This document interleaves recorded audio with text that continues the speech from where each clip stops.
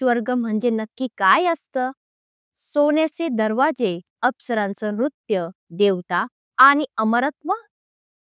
पण स्वर्ग मिळवण्याची खरी किंमत काय असते? ही आहे 5 भावंड आणि एका स्त्रीची कथा, ज्यांनी जीवनात सर्व काही मिळवलं, पण शेवटी सगळं सोडून एक अनोखी यात्रा सुरू केली, स्वर्ग यात्रा. चला, आपण त्या पाऊलखुणा जाणून घेऊया, जिथे मोक्ष आणि धर्म या दोन शब्दांचं खरं स्वरूप उलगडतं. महाभारत केवळ एक युद्ध नव्हे, ती होती नात्यांची परीक्षा, धर्माचा संघर्ष आणि सत्याचा विजय. युद्ध जिंकलं गेलं, दुर्योधन पराभूत झाला, भीष्म, द्रोण, कर्ण सगळे महान योद्धे युद्धभूमीत गमावले गेले. युधिष्ठिर गादीवर बसला, पण राज्य करता करता त्याचे मन मात्र ओशाळलेलं होतं. दिवस निघून जात होते, पण मनात असलेली अपराधाची भावना वाढत होती. कित्येक निष्पाप लोक, सैनिक, सख्खे नातेवाईक, त्यांचा मृत्यू त्यांच्या निर्णयांमुळे झाला होता. राज्य मिळूनही युधिष्ठिर अस्वस्थ होता. एक दिवस त्याने सगळ्या बंधूंना बोलावलं आणि म्हणाले, आपण आता आपलं अंतिम कर्तव्य पार पाडायचं. या मर्त्य जीवनातलं सगळं टाकून आपल्याला आता स्वर्गाच्या दिशेने चालायचं आहे. हे ऐकून भीम थोडा गोंधळला. अर्जुन विचारात पडला. द्रौपदीच्या डोळ्यात आश्चर्य होतं, पण कुणीच नकार दिला नाही. पांडवांनी हस्तिनापूरचा राजकारभार परीक्षितकडे सोपवला आणि निघाले एक नवी यात्रा सुरू करायला. यात्रेची सुरुवात झाली. पाठीवर झोळी, तात मानेने युधिष्ठिर, भीम, अर्जुन, नकुल, सहदेव आणि द्रौपदी निघाले. पण एका जणानेही विचारलं नाही, स्वर्ग कुठे आहे?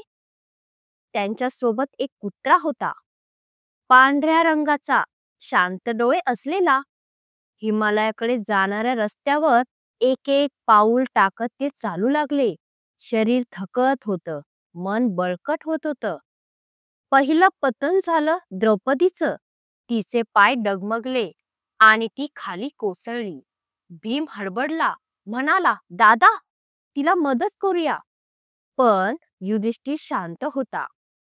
त्याने डोळे मिटले आणि म्हणाला, द्रौपदीच्या मनात अर्जुन प्रति अधिक प्रेम होतं. 5 पतींमध्ये ती कधीच समान नातं ठेवू शकली नाही. हे तिचं अधर्म होतं. धर्माच्या मार्गावर मोह आणि पक्षपात टिकत नाही. नंतर नकुल पडला. युधिष्ठिर म्हणाला, त्याला आपल्या सौंदर्याचा गर्व होता. तो म्हणायचा, मी इतका देखणा की देवही मला पाहतील. नंतर सहदेव कोसळला. आपल्या बुद्धीचा गर्व त्याच्या पतनाला कारणीभूत ठरला. काही वेळात अर्जुन, महान धनुर्धर, तोही खाली पडला. युधिष्ठिर म्हणाले, अर्जुन म्हणायचा, मी श्रीकृष्णाचा प्रिय शिष्य आहे, पण त्याच्यात गर्व शिरला. एक एक करत सारे पती झाले आणि धर्म मात्र चालत राहिला. शेवटी उरले भीम आणि युधिष्ठिर. पण एक क्षणी भीमही खाली पडला. तो म्हणाला, दादा, मी तुझ्या सोबत शेवटपर्यंत येणार होतो, पण आता शक्ती नाही राहिली. युधिष्ठिर म्हणाले, भीम, तुझं बल एक वरदान होतं, पण तू त्याचा गर्व केलास. तू अनेकदा तुझ्या शक्तीचा अहंकार केलाय आणि भीमही गेला. आता उरले फक्त युधिष्ठिर आणि तो कुत्रा. आता या यात्रेचा शेवट जवळ येत होता. युधिष्ठिर एकटा चालत होता. नजरेत निशब्द समाधान. समोर देवदूत उभे होते. युधिष्ठिर, तुझं कर्तव्य संपलं. तू स्वर्गाला पात्र आहेस.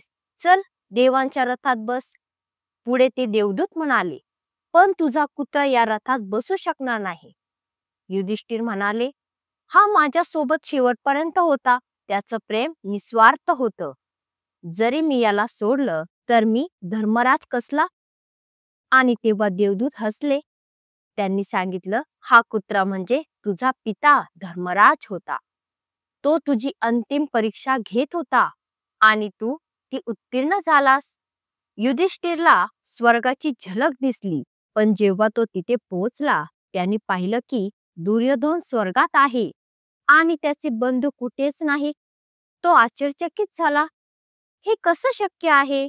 देवदूत म्हणाले, स्वर्ग नरक हे फक्त चांगल्या किंवा वाईट कर्मावर नाही, तर मनाच्या अवस्थेवरही अवलंबून असतं.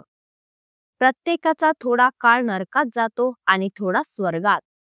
युधिष्ठिरने विचार केला, माझे बंधू जिथे आहेत तिथे मी जाणं पसंत करतो.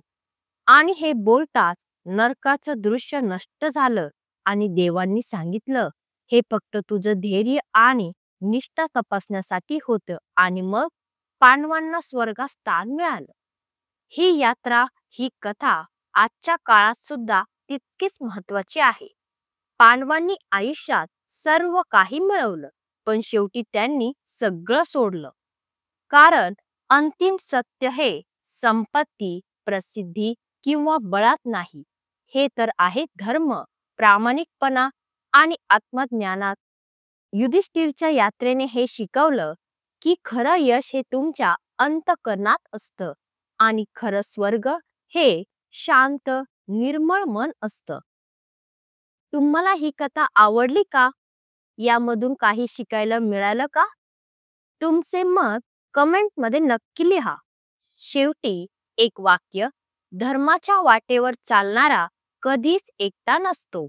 भेटूया पुन्हा अशा एका चित्तवेधक कथासोबत.